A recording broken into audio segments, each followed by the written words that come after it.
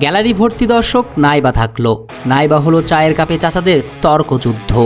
নাই হোক প্রিয় দুই বন্ধুর মধ্যে ঝগড়া, কিংবা নাইবা হোক মতিঝিলার ধানমন্ডিবাসীর হকিস্টিক খাতে হাঙ্গামা, তবুও কিন্তু আজ ছিল ঢাকা ডার্বি।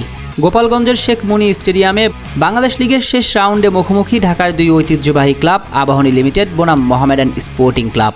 বাংলাদেশ লিগের শিরোপা অনেক আগে নিশ্চিত করেছিল বসুন্ধরা কিংস, কিন্তু তবুও আবাহনী বনাম মোহামেডান ম্যাচে ঘিরে উত্তেজনার কমতি ছিল না একটুও। বাংলাদেশ প্রিমিয়ার লিগে এই ম্যাচে রানার্স আপ নির্ধারণের জন্য ছিল অঘোষিত ফাইনাল।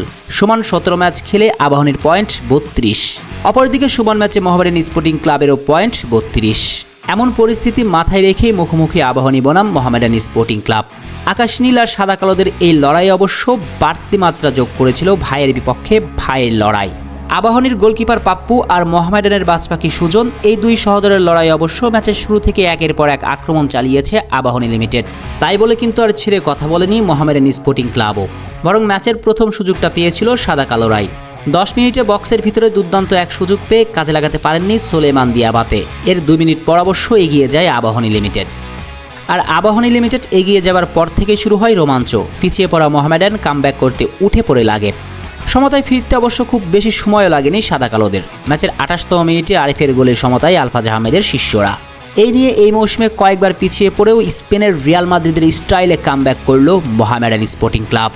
একের সমতায় বিরোধী থেকে ফিরে গোলের দেখা পাচ্ছিল না কেউ, তবে সুন্দর ফুটবলের পসরা সাজিয়েছিল দুই ক্লাব। অবশ্য ম্যাচের একেবারে শেষ মুহূর্তে স্কোরশিটে আরও একবার নাম তোলেন মোহামেডান ফুটবলার আরিফ আহমেদ। আরিফের জোড়া গোলে বাংলাদেশ প্রিমিয়ার লিগে রানার্স আপ ট্রফি নিশ্চিত করল সাদা কালোরা। যদিও ট্রফি শূন্য থেকে এবারের মৌসুম শেষ করতে হলো আলফাজ আহমেদের শিষ্যদের। অবশ্য ম্যাচ শেষে রানার্স আপ ট্রফিও তুলে নেন মোহামেডান স্পোর্টিং ক্লাব। সাদা কালো আর্মিদের অধিনায়ক সোলেমান দিয়াবাতের হাতে তুলে দেওয়া হয় runners up trophy. Sheikh Asafuddaula Anik, team sports.